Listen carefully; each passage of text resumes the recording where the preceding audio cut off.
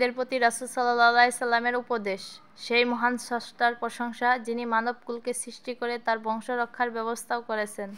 দরুদ ও সালাম সেই মহান মানবের উপর যিনি নারীকে পূর্ণ অধিকার ও মর্যাদা দিয়েছেন, সেই আত্মসমূহের উপরও যারা ইসলামের ছায়াতলে এসে নারীর মর্যাদাকে চিনেছেন। সেই নারীর মর্যাদা নিয়ে ইসলামের আবির্ভাব। তাদের অবমাননা ও লাঞ্ছনা দেখে কলম হাতে নিতে বাধ্য হয়েছি। যার সম্মানে কোরআন ও হাদিস পরিপূর্ণ, তার কেন এই পরিণতি? কেন তারা নির্যাতিত ও নিপীড়িত ও অবহেলিত? নারীর সেই মর্যাদাই কাম্য যা ইসলাম ঘোষণা দিয়েছে। স্ত্রীরা তোমাদের পরিচ্ছদ, তোমরা তাদের পরিচ্ছদ। নারী জাতি যদি নবী করিম সাল্লাল্লাহু আলাইহি ওয়াসাল্লামের একটিমাত্র বাণীর প্রতি লক্ষ্য রেখে জীবনযাপন করে, তাহলে তাদের কাঙ্ক্ষিত মর্যাদা ফিরে পাবে। সেই একটি বাণী আজকের বিষয়বস্তু। নারী মুক্তির দূত হযরত মুহাম্মদ মুস্তাফা সাল্লাল্লাহু আলাইহি ওয়াসাল্লাম ইরশাদ করেন, যে রমণী 4টি কাজ বা আমল করবে, দয়াময় প্রভু তার জন্য বেহেশতের 8টি দরজাই খুলে দিবেন। সে যেটা দিয়ে ইচ্ছা প্রবেশ করতে পারবে। 1. 5 ওয়াক্ত নামাজ যথাসময়ে আদায় করা। 2. রমজান শরীফের রোজাগুলো ঠিকমতো রাখা। 3. নিজের লজ্জাস্থানকে হেফাজত করা। 4. স্বামীর অনুগত হয়ে তার কথা মতো চলা। 5 ওয়াক্ত নামাজ।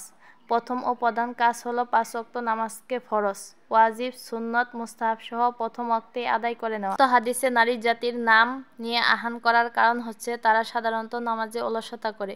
কারোর সাথে গল্প বসলে, আত্মীয় স্বজনের সাক্ষাৎ পেলে, কোথাও বেড়াতে গেলে, কোনো অনুষ্ঠান বা আয়োজনে চললে, কাজের ঝামেলা থাকলে, ছেলের সন্তান কোলে নেওয়ার পর প্রস্রাব করে দিলে, সামান্য অসুস্থতা বোধ করলে, নাপাকি থেকে পবিত্রতা হলে প্রভৃতির নেই সামান্য অজুহাতে নামাজের ওয়াক্তের কোনো গুরুত্ব দেয় না। অথচ নামাজ সম্বন্ধে পবিত্র কোরআনে কারিমে প্রায় 82 বার নির্দেশ প্রদান করা হয়েছে, আর হাদিসে তো অসংখ্য, যা লিখে শেষ করা যাবে না। তবুও এই 2টি হাদিসের সারসংক্ষেপ পেশ করছি। রাসূল সাল্লাল্লাহু আলাইহি ওয়াসাল্লাম ইরশাদ করেন, বেহেশতের চাবি একমাত্র নামাজ। সর্বপ্রথম নামাজ ফরজ করা হয়েছে এবং কিয়ামতের দিবসে সর্বপ্রথম নামাজেরই হিসাব নেওয়া হবে। ঈমান ও শিরকের মধ্যে নামাজই একমাত্র অন্তরায়। ইসলামের স্পষ্ট নির্দেশ হচ্ছে নামাজ। নামাজ দ্বীনের খুঁটি। নামাজ শয়তানের মুখকে কালো করে দেয়। নামাজ মুমিনের জন্য নূর সমতুল্য। নামাজ শ্রেষ্ঠ জিহাদ। নামাজ আল্লাহর দৃষ্টিকে বান্দার দিকে নিবন্ধকারী। নামাজ অন্তরের জন্য নূর। নামাজ দোয়া কবুলের সহায়ক। নামাজ জাহান্নাম থেকে নিষ্কৃতির পরোয়ানা বিশেষ।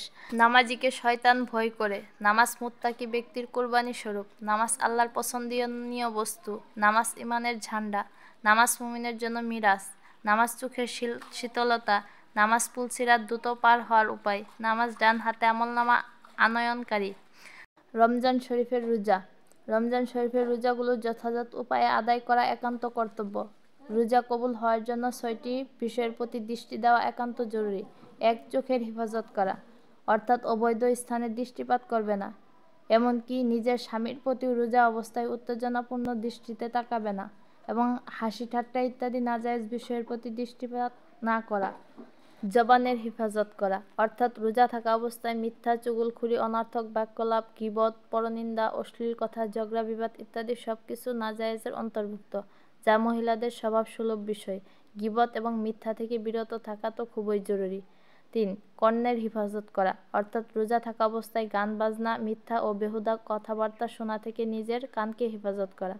4. দেহের অবশিষ্ট অঙ্গের হেফাজত, অর্থাৎ রোজা থাকা অবস্থায় দেহের সব অঙ্গ প্রত্যঙ্গকে সব ধরনের গুনাহ ও অনর্থক কাজকর্ম থেকে দূরে রাখা। 5. হালাল খেয়ে রোজা রাখা এবং হালাল জিনিস দ্বারা ইফতার করা।